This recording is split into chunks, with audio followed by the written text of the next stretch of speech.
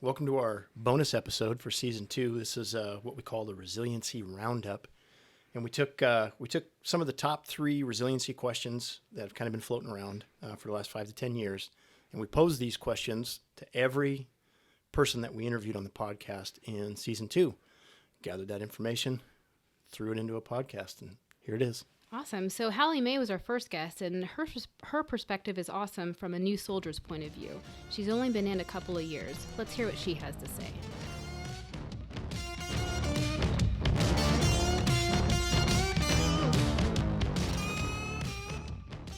So thinking back to a leader who inspired you the most, what qualities did that leader have? So I just did BLC in May and June, and one of my instructors was just so real and honest with everything. Not only did he teach, the book level stuff about being a non-commissioned officer, but also just being a human, being a decent human to your soldiers. And he just was so real and honest and empathetic. It was mind-blowing. It really put me in a different state of mind, the stuff that he taught me, taught the class. So I think just having empathy and being honest. That makes me happy to know people out there are teaching people how to be a decent human. It was incredible. I wish I could have put everybody in that just so that they could have experienced it, because it was very heavy because they teach resiliency and stuff, but it was pretty incredible. Who was the NCO? It was Staff Sergeant Matthew Barnes. Where did you go to BLC at? Camp Williams in Utah. Yeah. Okay, so we're going to send him this podcast. Okay. All right, so what are some coping techniques that you use to manage stress in the workplace? Solo camping. Very good. That is a big part of it. Separating myself from life, I guess, just taking a step back. Knowing the work-life balance. Yep, going to the gym, escaping to the mountains, as I like to call it. But just taking time for myself to really sit and process what's going on, and then realize that, it's not the end of the world. Like, it's going to be okay. Yeah. Right. Clear your mind a little bit. Yep. So what advice would you give to a leader or a coworker maybe who is noticeably stressed or just having a bad day in general? As cheesy as this sounds, I like to say it's not a bad life. It's just a bad day. I like that. So it's a short-term feeling.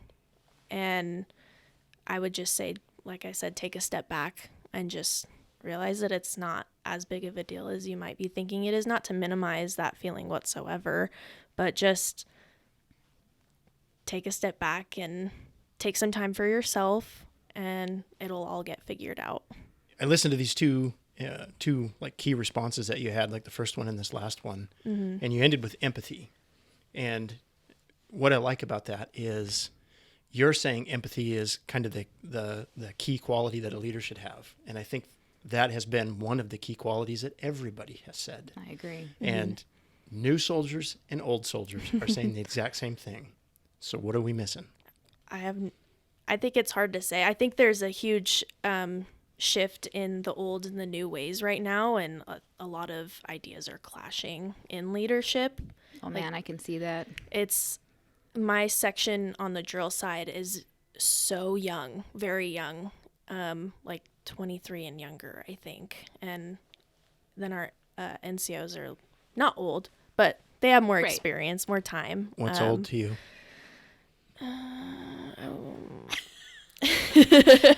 Got it. Not Got old. it. Got it. but just more time in service. Like, we're seasoned. yeah. All right. Fair deal. But there's a lot of ideas and just mindsets that clash. And I mean, that's with everyday life. Like, not everybody's going to get along, but the new and the old, I think. So they're having this exact conversation at like national levels. Mm-hmm. Old leadership and new leadership are clashing on how they want, from everything from doctrine to leadership styles to how we communicate, Army writing styles, you name it. Everything is in the middle of the ring and everybody's battling it out. So it's pretty unique to have a brand new soldier identify that at your level in the drill hall. You can see that. Yeah, that's pretty substantial. I do want to go back to high school, though, because Yeah. you said you went to high school during COVID. So how was that as far as resiliency? I think I struggled more so on because I was done with school. Sure. Yeah. As we all were. Yeah. So the school portion wasn't necessarily the hardest part. I think more just going from being so active, playing sports and socializing and all of that, to just sitting at home and doing nothing. That was more rough. And I lived with my mom full time because my parents were divorced. So it was mostly just me and my mom during that time. So I leaned on her quite a bit, and we made the most out of it.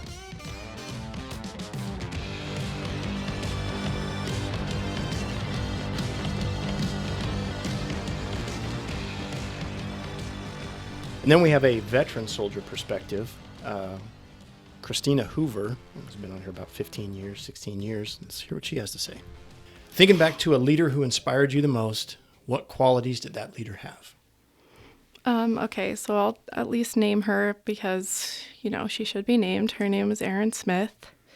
And the qualities she had, man, she was just outstanding as a leader. The best qualities she had empathy. She was so smart and so life savvy. And she gave those skills and knowledge to everybody that she could. And she would steer you in a direction that would benefit you, but also benefit the organization. She always had like this cooperative thought process, like how can we help you and how can you help us, and everybody benefits.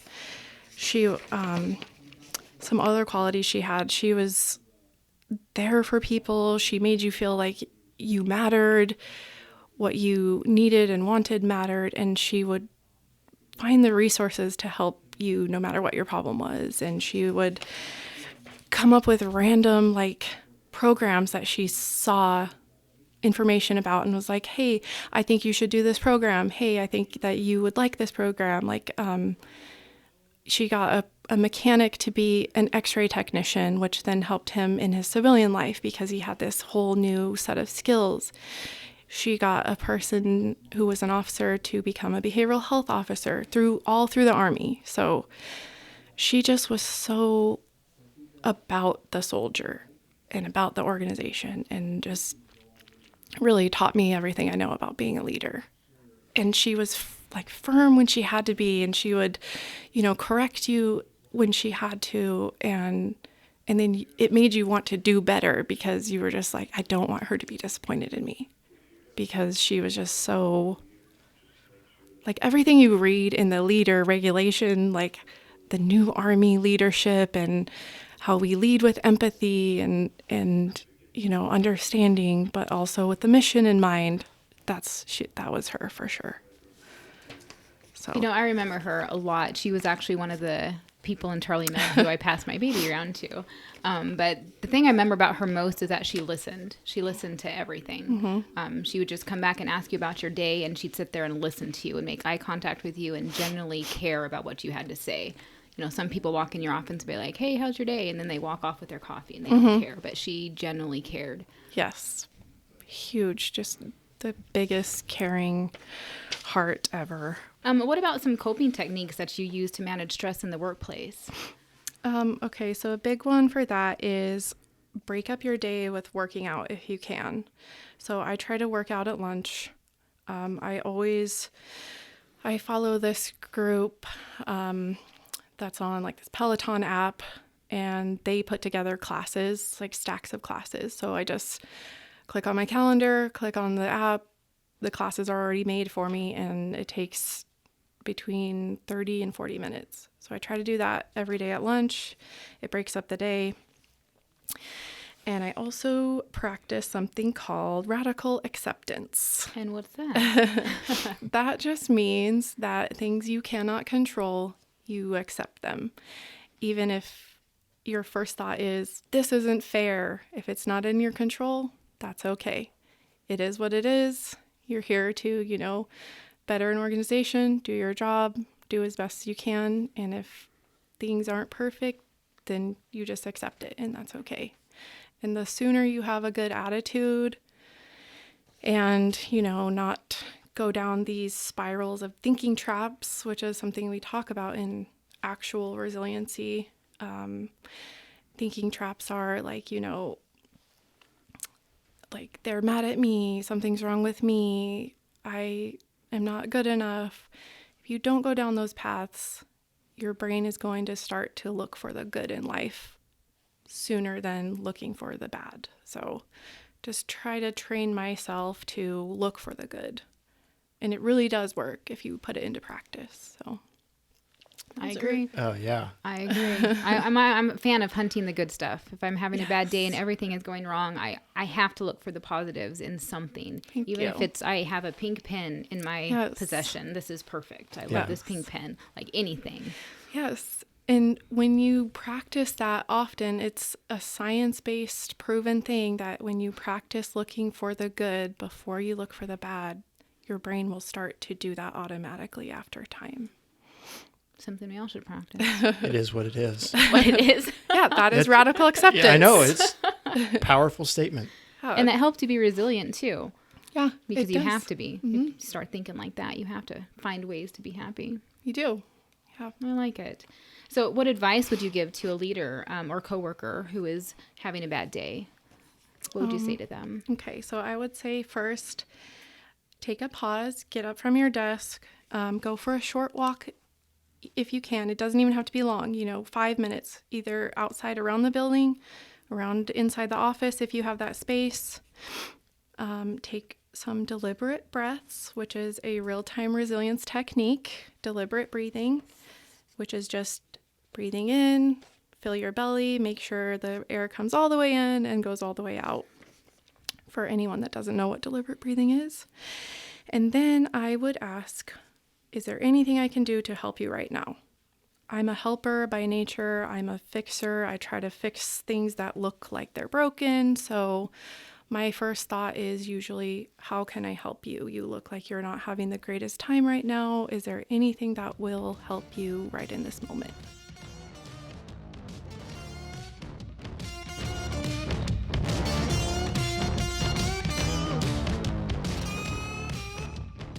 All right, next we have Scuba Steve, Captain Parker Johnson.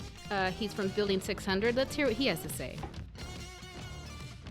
Thinking back to a leader who inspired you the most, what qualities did that leader have? I would say to be able to think on their feet very quickly, and just, we're not always going to have, the best information at the time that a decision needs to be made, but being able to take in the information that we had at the time and be able to just, you know what, this is what we're going to do, is life or death sometimes. So that's something I definitely looked up to. And then just on top of that, being able to be approachable. What are some coping techniques that you use to manage your own stress? I mean, scuba diving. Yeah, scuba diving. Scuba diving, yeah. Drums. Drums? Drums. That's why he bought Drums, the set. yeah. I think in the times like when I've been really stressed out, usually I'll just turn off the lights and, I go to like the Top Gun Maverick soundtrack. And like that music, it just calms me right down. It's really good. Dang. Yeah. That's fair. 80s. Yeah. 80s, baby. Yeah, yeah.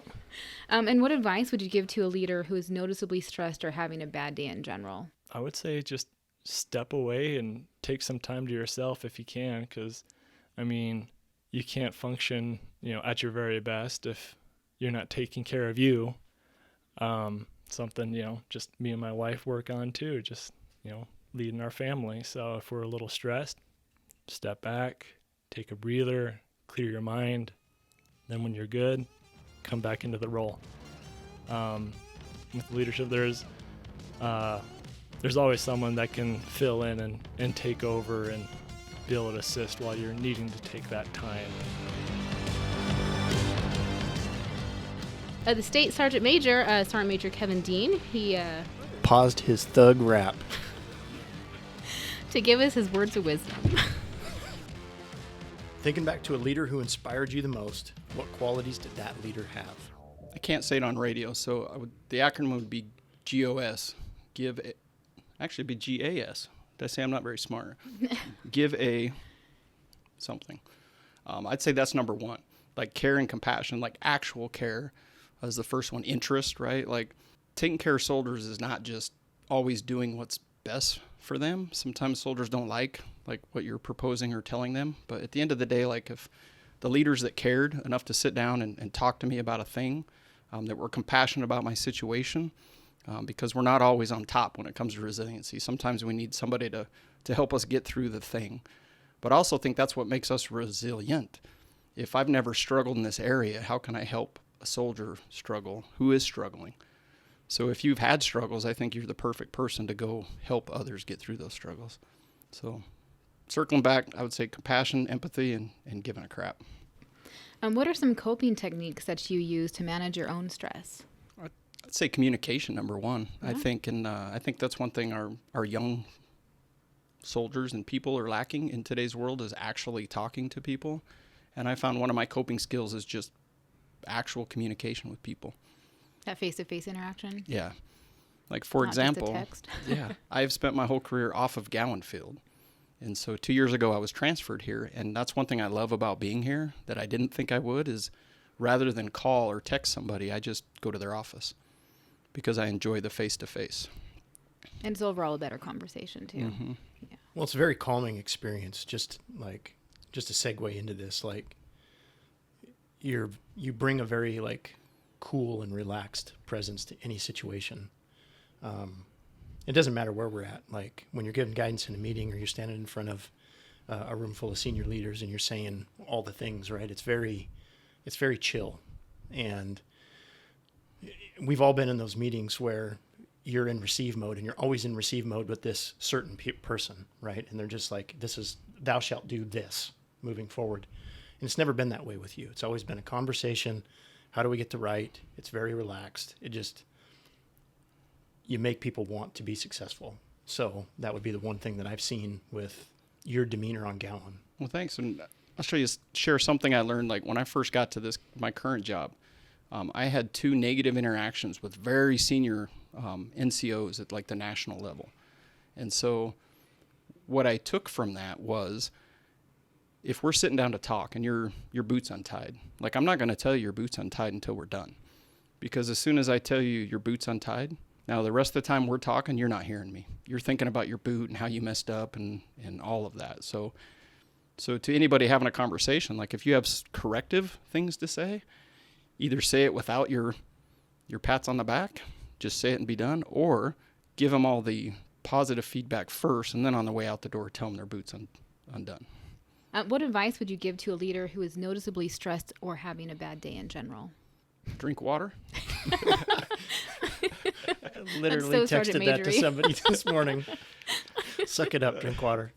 So it's hard as a leader in probably every organization, right? They don't make a battle book to do a way to deal with the problem. Like jokingly, I joke about a lot of stuff, and that's how I deal with things. But you can't make up the stuff that you have to deal with as a soldier, as a leader. But that's also what prepares you for the next job. Like if it's not easy, and if it was easy, everybody would do it and could do it. But it takes somebody to look at the problem, figure out the problem, deal with it, and then just wade through it. At the end of the day, if there's a pile of dog poop on your porch, you got to deal with it. You can't go around it all the time. And talk to others. Sometimes it's really nice to have somebody that's outside of your chain that doesn't have a dog in the fight or investment in that thing you're working to make sure you're on the right page and not out in left field.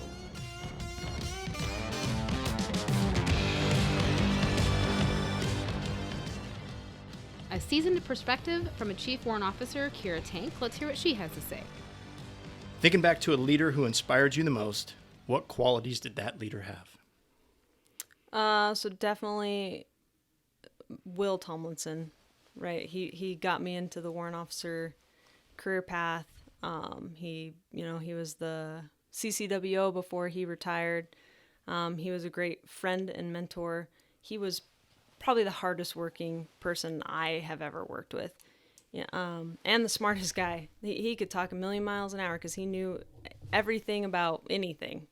And people would always call him all the time to ask him questions about when he was a warrant officer strength manager or when he was a warrant officer and he was in like a readiness position. He just knew everything. And then he knew, everything there is to know about aviation, he came over and completely changed our program because we hadn't had like a strong actual aviation leader be able to teach, UAV operators all these things that they needed to know for operating a drone. Because, I mean, they're enlisted soldiers, but they have all the same requirements as a pilot.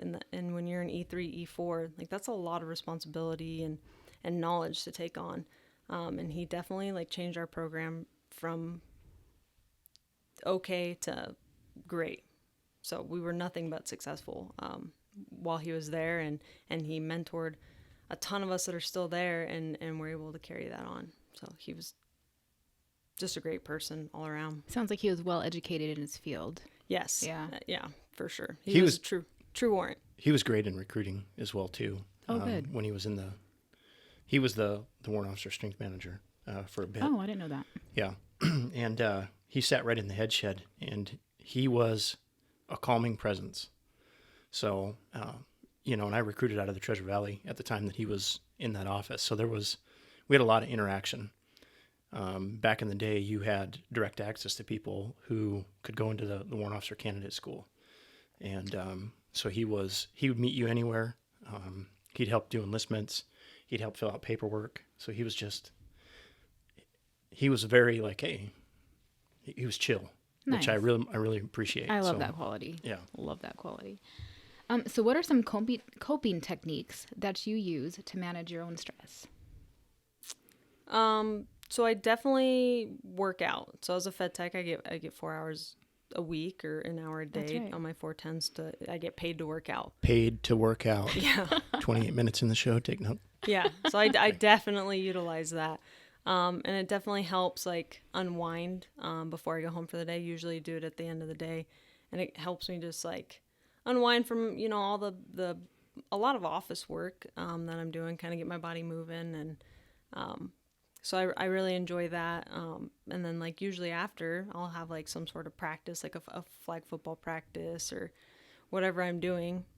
Unwork related. Yeah, unwork related, but just one of the hobbies I have. And then another thing I've always been told to do, and I'm getting better at, is when you have so many things on your plate, because it seems, as you're an adult, you just have all these things that always have to be done, is taking it one step at a time, like knocking out little chunks. So I make a to-do list, and I knock out those little chunks to make me feel accomplished, and it gets me motivated to do more, and that helps relieve a lot of stress for me, right? When I don't have all these things piling up and feel overwhelmed, that helps me not be stressed. And then another thing I try to do is I like to game on my computer. And so, I can chat with my friends from all over the world, catch up, and then play some games, and that kind of helps me unwind. That's awesome. Yeah. I like the to-do list. I'm kind of the opposite. I make them after I do things, and then I check them off, and I feel accomplished that way. I do the True same story. thing. I do the same thing. Like I sit at night, I go, okay, this is everything I did today. And I list everything I got accomplished, and then I put a check in each one. I'm like, damn, I was good today. Yep. The same way. So ridiculous. Okay. Yeah, that's ridiculous. So what advice would you give to a leader who is noticeably stressed about having a bad day in general? I would just say, you've accomplished today, right? You don't have to do today over again. So you have tomorrow. So focus on that. Get what you can done in that day, and then focus on everything you have going forward. And then also just make sure, especially as a leader, that you're not portraying that stress outwardly. People express stress in different ways. Maybe they could be a little more,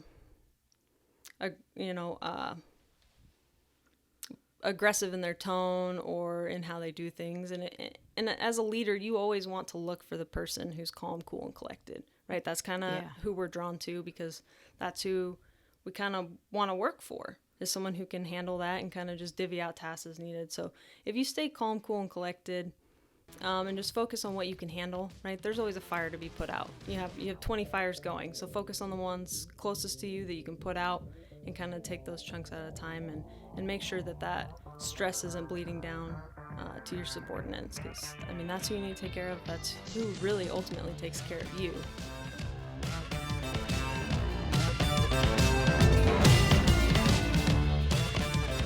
And Super Trooper Dave Ayers gives us his running Code 3 perspective. So thinking back to a leader who inspired you the most, what qualities did that leader have? The biggest one I would say is accountability. And accountability works both ways, right? You know, a leader needs to keep their people accountable. Their people needs to keep the leader accountable. And accountability really helps with resilience because, you know, if I mess up, you know, I'm going to let my guys know, hey, I messed up. And, you know, kind of builds in the leadership, you know, so that, you know, and there's transparency and, it, you know, it's accountable and it helps you build yourself as a better leader. Same thing with my guys. If they mess up, I'm going to, hey, we messed up, and then we work on how to make it better, right? So there's no upset, there's no angriness, and, you know, it's a learning experience, and just build on that learning experience. And the more you build, the more you help them recognize that, hey, you know, it's not the end of the world if a mistake is. That helps build resilience so that they don't have that meltdown next time they have a mistake. It just helps them increase their confidence and make them a better soldier. There's no upset, there's no angriness, and, you know, it's a learning experience, and just build on that learning experience.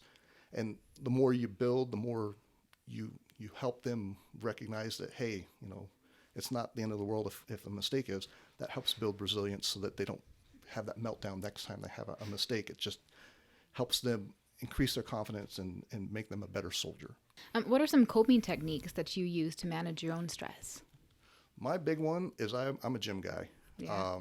I had a sergeant years ago. He's like, when you get mad or you get frustrated or you can't do it, you can pick that weight up and throw it down as hard as you want, and nobody cares. And I've used that. And you know, you get mad, you just go over to the gym and you pick up weight and you put it down, and it helps relieve the stress, builds endorphins, and just makes you feel better. And then you know, a good session just picking up weight helps me relax, and that's probably the biggest coping mechanism that I have. And then the second part is, don't be afraid to talk. What's the old saying? It's okay to not be okay. Yeah. Yeah. Absolutely. You know, find somebody, and, you know, have somebody you can talk to that, you know, if they're in your shoes and they understand, it helps. But even if somebody who doesn't fully understand what your job is, you know, talk to them. And then on that part, if somebody talks to you, be a good listener. You know, nothing has to be said. Sometimes people just need to get stuff out, and then once it's out, it's out. They're okay. Right. So just don't be afraid to be a good listener when somebody needs to talk. You know, along with listening, I notice sometimes people don't even look for advice. They just want you to listen. You don't have to say anything. Just be there and listen. Don't try to fix it. Yeah, don't try to don't fix try it. and fix it. I think Yeah. that I know me personally, I have a built-in and intrinsic desire to fix things. When I hear a problem, like, oh, I'm going to go fix this. Yes, you do. 90% of the time, nobody is looking for that, right? So that's like, you got to tell yourself that every day. Just like close your mouth and listen. So that's great advice. What advice would you give to a leader who is noticeably stressed or having a bad day? So we all have bad days. It happens. There's nothing you can do to fix that. I mean, sometimes the power goes out. That's not things that you can fix. So, you know, recognizing things we can correct, things we can't, and then just adjusting, and then just, you know, even as leaders, we still have to have somebody that we can, you know, a mentor that we can talk to. And like I said, as a mentor, sometimes we just need to listen and let them get it out. And then if they need that advice, you know, we've got way more experience with things and how to balance things, and that's what mentors do, and maybe offer some advice, you know, to work around or get that thing. So back to mentorship, it's just as important to understand when to say something and when to not, and help somebody figure out how to get around the problem to get through it.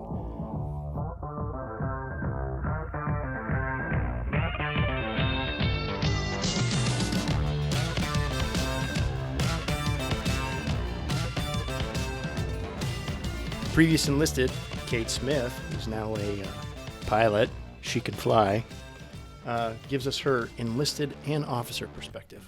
Didn't you save your life? Maybe. Maybe.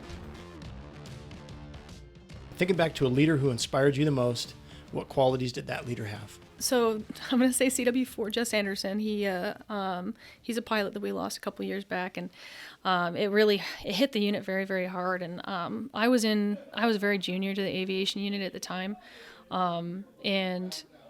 but he could just bring people together. Like, there was just something about it. He'd been doing it forever. He just loved what he did. So that's the first thing. Just love what you do, and have a good sense of humor. That was another thing. Good sense of humor, and just take care of other people because they'll take care of you. I like that. The good sense of humor and taking care of other people. There's been a kind of a reoccurring theme when we ask that question. And we had some leadership questions last season as well, too. And it also was in those questions as well. So what are some coping techniques that you would use to manage stress in the workplace? I'm going to go right back to humor. If you take yourself too seriously, then, you're going to be stressed about it. If you're going to beat yourself up over every error and stuff like that, it can really that's how you breed stress.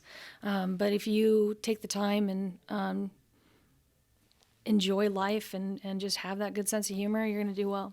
What about advice you would give to a leader or a coworker who is noticeably stressed or having a bad day in general?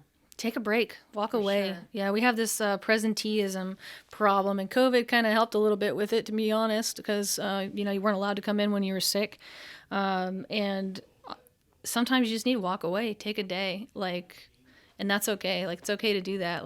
If you're getting stressed and stuff like that. In the Army, it's not that we're cogs in a wheel, but we can all come together and do stuff like finish this person's job or cover down for this person because we all have each other's backs. So the big thing is step away, walk away, let everybody else help you. Don't do it all yourself. Zach D joined us from active duty. He provides us with some great advice. Thinking back to a leader who inspired you the most, what qualities did that leader have? Compassion, absolutely. It was kind of refreshing. Initially, my leaders in the military were all the rough and tough. They were the product of go to war or go to jail. So they were great soldiers, not great people. And then I had the pleasure of working with a gentleman named Steve. And he was different. He was knowledgeable like everyone else was, but he took the time to ask me how I was doing. And that compassion, I've molded myself after leaders that I've had in the past, and that alone has been the one of the biggest defining moments for me. Is you can be nice to someone and still lead them. What are some coping techniques that you use to manage your own stress? I use something that I call the pendulum analogy, and that's sometimes it swings to the far right and it's pretty bad, and sometimes it swings to the far left and it's pretty good.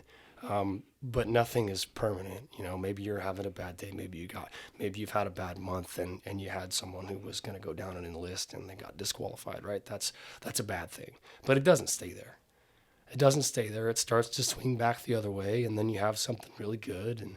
And I also know that it's not going to stay there either. It's eventually going to swing back the other way. And as long as I realize that nothing is permanent, it's okay. It doesn't matter. You kind of shrug it off. More of that, you almost kind of got to not care a little bit. That it all works out. What about advice you would give to a leader who is noticeably stressed or just having a bad day in general? Ask for help. Ask for help. There's a lot of fantastic resources out there, both military and non-military, and a lot of people who are probably in the same situation. And so don't be afraid to ask for help. It's kind of a thing that we don't do very well as military type, as we try to be stoic and, we can take it all the way up broad shoulders, but just ask for help. It's okay.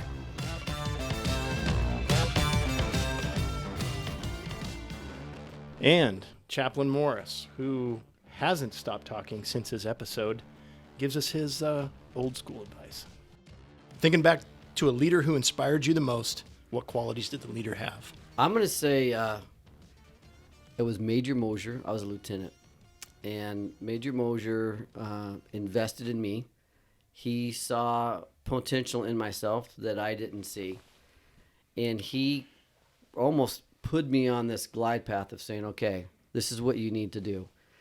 And what was interesting is that he did that at a cost to his own, I don't want to say his own career, but he's like, okay, look, I'm willing to invest in you even though there's no return for me. So to me, it's leadership. The best leaders I've ever seen are the ones that are investing in people to make them leaders that will excel where they are at. And they're not afraid to invest in other people. They see the potential and they say, hey, this person, this individual has a lot of great qualities. And I think if we put them in this position, they're going to sell, do great things. So Mike Mosier, I would not be here today wearing this rank or this cross if it wasn't for someone like Mike Mosier who was willing to do that and put me in that place. So does that answer your question? It does. Mike Mosier, who went to Idaho Department of Corrections. Yes. Ran probation and parole. Yes. My wife worked for him for 5 years. Yep. That's awesome. Yeah, this is Small world. Yep, small world. Yep. All right. What are some coping techniques that you use to manage your own stress? You know, from a spiritual background, I like meditating.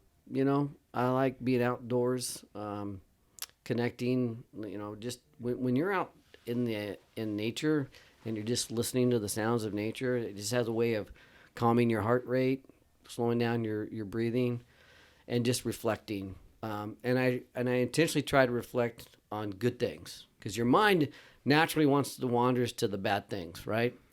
What's stressing you out, you know, all this fear-based stuff.